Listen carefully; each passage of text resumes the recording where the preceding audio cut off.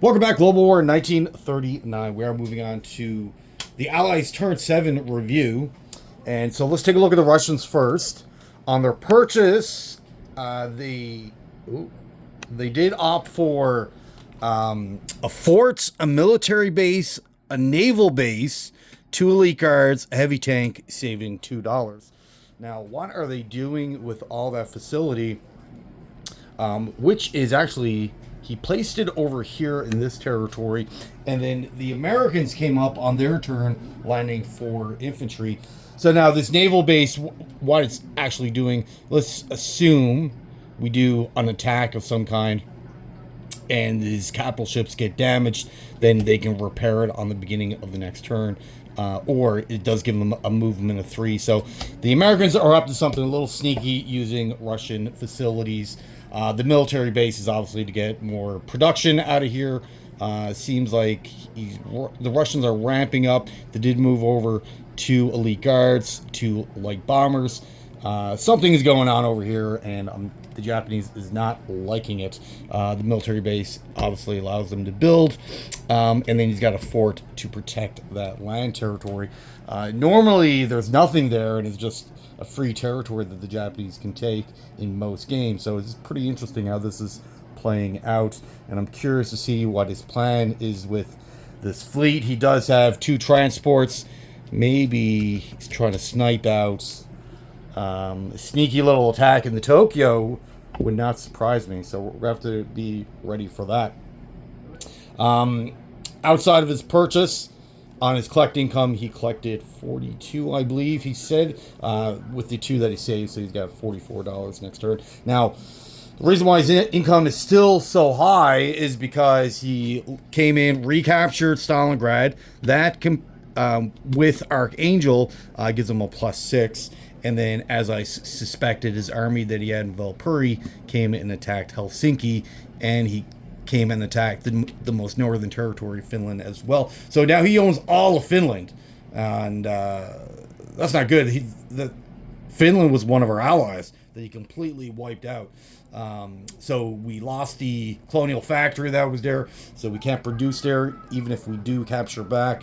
We can rebuild it, I guess, but we also, by them taking out the Finnish capital, it also overthrows the Finnish government and installs a pro-Soviet government. So even if we recapture Helsinki and all of Finland, we won't be producing that free infantry there anymore. So that kind of hurts.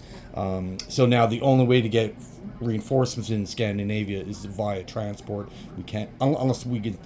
We got our military bases maxed out. So yeah, the only way to get new reinforcements in Scandinavia is via transport. So we might have to invest more in that. We do have 2, so that might be enough. We'll see. Other than that, the bulk of their army that they did have in this southern Kashak backed out 1 to SSR Kashak, and they got more units up in their capital, Novosibirsk. This is where they put their full production, as this is the only real factory that they have left. So that's the only spot that they can put it, redeploying his air force there. So this army's still, it's light on tanks. He's only got 3 heavy tanks. He got one here, a 4th one on the map now, but he has lots of artillery, a lot of infantry. So things are getting a little scary. And the Germans are going to have to clean up the rest of this Russian territory. It's getting a little slow going. This is the problem that with the Germans have. If they beeline it for Moscow, then they have to spend the next 2, 3, whatever amount of turns cleaning up all of these territories, and the Russians obviously make it very difficult. Putting out blockers everywhere, restricting the movement. So things can get quite frustrating for the Germans. But even though we are clearly winning the war against the Soviets, just a little more work. Obviously, we need to come into Finland, remove this army, and then focus on this army over here. And they're doing a really good job of keeping this as a distraction. So by taking this, still own Archangel, Stalingrad, they have a +12 on their income, which we need to put an end to that really quick. For the British over here and the Canadians, the British actually put down quite a bit, even though we bombed their factory, maxed it out. They didn't put any repairs into it. So essentially, yeah, they still have a major factory there, but it's useless to them. So the only one they have left is in Liverpool, which they utilize pretty good. They did purchase 2 more Spitfires. Yes, they are expensive than normal fighters. They're 12 each, but they attack and defend at 7. Essentially, they're the equivalent of our veterans, but they can buy them. We can't, so they can replace theirs. Heavy tank, a marine, 5 infantry, and then they deploy them throughout the map. The fighters end up in Liverpool, 3 of the infantry down in Africa, and the other 3 units in their India, Australia, and South Africa. On their collect income, they collected 45. They're collecting 1 bonus.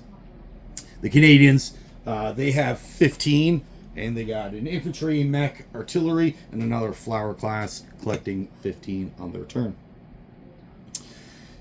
For their actual maneuvers, they did bring over another transport, not transport, sorry, cruiser, flower class, beefing up this navy in response to the German insta-fleet that they dropped down last turn with the Russian money. So that's interesting. Maneuvering some more of their transports around, bringing down more guys down to Africa.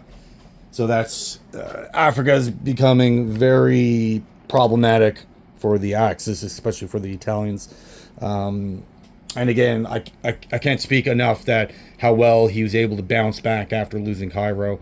It seemed like losing Cairo didn't even really phase him all too well.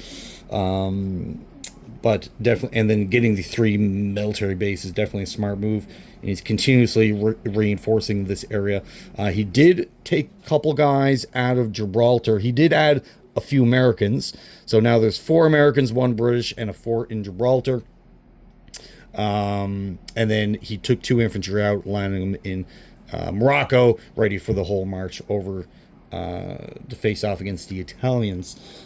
He was able to come through like Libya, and he came into Alexandria, Lower Egypt. So what seemed like a really stronghold for the Italians here has kind of dwindled away. The Italians had 2 transports undefended in 47. He had a bomber in India that he flew over. I didn't even see this move. And then he landed in Cyprus with the bomber after taking out those 2 transports. So he's doing a good job in constantly destroying transports, which now forces us to put money back into that as opposed to warships like destroyers. So that's becoming a bit of a nuisance. It also hinders the Italians' ability to get reinforcements outside of their production facility. For India, no attacks from India, just maneuvering around. His purchase was another transport in response to the Anzac transports that got killed, so he can continue to get that $12 bonus. 3 infantry artillery, putting the artillery here and the infantry in his various locations. Britain also put their marine in India as well. So they're starting to beef up. I think they got like 17 infantry in their capital, and then 5 more spread around. So it's going to be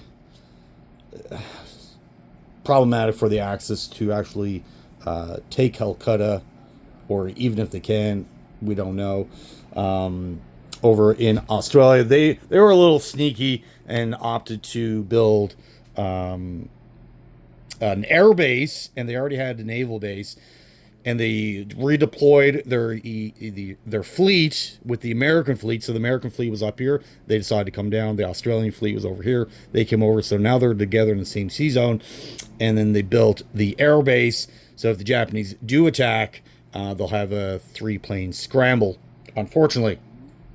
And I was humming and hawing about attacking that. And then as soon as I seen that they built that air base, I'm like, that's probably tilts the hand too much in their favor. So we'll have to make a turn time decision on that. They did collect 16 because they are now getting their full bonus production plus their territories, and they recaptured New Guinea. They saved $1, so they should have 17 on their next turn. So we'll see what they do with that. The Americans came down, brought the transport and infantry, came down to Sydney. And India, on their production, they collected 19. So they're still pretty wealthy as it is. South Africa, they just, the tanks that were here moved up here and bought the exact same purchase this turn again. So they have lots of tanks, no infantry really to speak of, outside of one mech all the way up here, but lots of tanks and pretty heavy hitters. Their fighters, after they came, the combination of British, South African came and removed the Italian force that was here, which has there was a light tank, 2 heavy artillery, and an airborne. So and they survived with 1 medium tank, utilizing the fighters, which landed there for safety. Yeah, so definitely a really good turn for the Allies. A lot of things that I wasn't expecting that actually came out, and definitely making us think a lot on how we're going to respond and our turn. I'm slowly seeing the momentum shift from the Axis now to the Allies. So if we're not careful, the Allies will start on their turns. They'll start, the flow of the game will favor them, and we're more transitioning into more of a, instead of us dictating the play, the Allies are slowly doing that, and now we're being more reactionary. So we got to be very careful on what we're doing and try to keep that, or take back the momentum. The Americans came and got rid of the last territory for Argentina, so now that is fully under America control. We actually couldn't really do anything here, as the Americans declared war before we had a chance to respond. The only thing surviving now from Argentina is 1 transport, and that's down on the very edge of the map. So we'll have to try to get that to safety, but it'll probably be killed. Chile is pro-Axis, so that's probably going to get attacked and fall under Allied control. But good news, Spain is now fully, they're not aligned yet, but they are pro-Axis. So in order to get Spain pro-Axis, you need Paris and 2 of the Russian cities, which we did that on the last German turn. So we're able, if we wanted to, of course, able to activate Spain and get them their standing army, their navy, and their production on our side. So we'll see about that. But then the flip side of that is that Portugal auto aligns to the British, joins that faction like as a full-fledged member. They get their navy and army. So the navy is pretty much the same. The infantry is the same, but the Portuguese navy are more spread out. They do have 2 colonies down in Africa with 2 infantry each, and they get this island with an infantry, a destroyer. The rest of their navy's here, and of course on their homeland. But this makes it very difficult to hold, as the Axis have free reign. They just march down and easily take that out. But the Portuguese do start with a decent army. So does Spain. Out of all the neutral countries, Spain is the strongest militarily, and they have a decent navy. So they'll get activated shortly. But what that also does is make these 3 countries, Peru, Colombia, Venezuela, they'll become pro-American, and they could be activated by the Americans as well. So expect that to be happening soon, which will.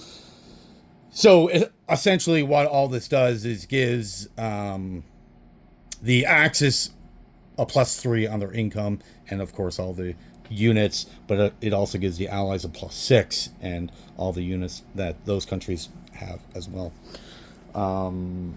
So good trade-off. We'll see.